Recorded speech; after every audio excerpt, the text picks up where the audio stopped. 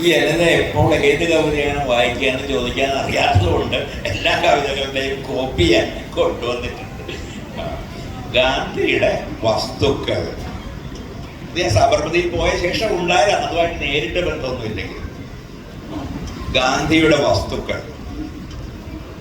നാളെയിലേക്ക് നടക്കാൻ സ്വന്തം കൈകൊണ്ടുണ്ടാക്കിയ ഒരിക്കലും തേഞ്ഞു പോകാത്ത ഒരു ജോഡി ചെരുപ്പ്, കരുണ ഇന്ധനമാക്കി മുനിഞ്ഞു കത്തുന്ന ഒരു റാന്തൽ, മധുരത്തിൽ മരണം കണ്ട കണ്ണുകൾ, മാറ്റി നിർത്തപ്പെട്ടവർക്കായി ചൊരിഞ്ഞ കണ്ണീർ വറ്റിച്ചെടുത്ത ഒരു പിടി ഉപ്പ്, ഒരിക്കലും നെയ്തുതീരാത്ത സ്വാതന്ത്ര്യത്തിനായി നൂൽ നൂൽക്കുന്ന ഒരു ചക്ക, അകവും പുറവും തൂത്ത് വെടിപ്പാക്കുന്ന ഒരു ചൂല്, ചെറിയ അക്ഷരങ്ങളിൽ നെല്ലിപ്പൂക്കളുടെ വാത്സല്യം പകരുന്ന ഒരു പേന.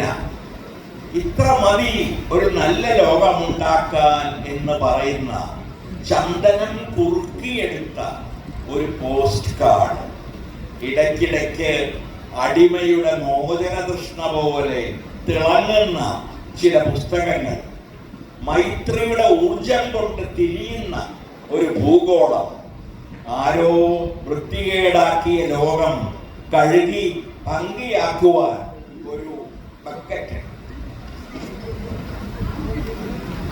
5 അപ്പം 500 ആക്കുവാൻ എപ്പോഴും ചൂടായിരിക്കുന്ന ഒരു ചപ്പാത്തി കല്ല്, ആടിന് പ്രകൃതിയുടെ പറ്റാത്ത പാൽഞരമ്പുകൾ നൽകുന്ന, ആടിന് പ്രകൃതിയുടെ പറ്റാത്ത പാൽഞരമ്പുകൾ നൽകുന്ന, പക്ഷികളുടെ മണം മാറാത്ത പച്ചില, ഭൂമിയുടെ അറ്റവും കടന്ന് ദൈവത്തിലേക്ക് നടന്നു പോകുന്ന ഒരു വടി, നെഞ്ചിൽ നിന്നുള്ള രക്തം തെറിച്ചു വീണിട്ടും നിലയ്ക്കാത്ത ഒരു വാച്ച്.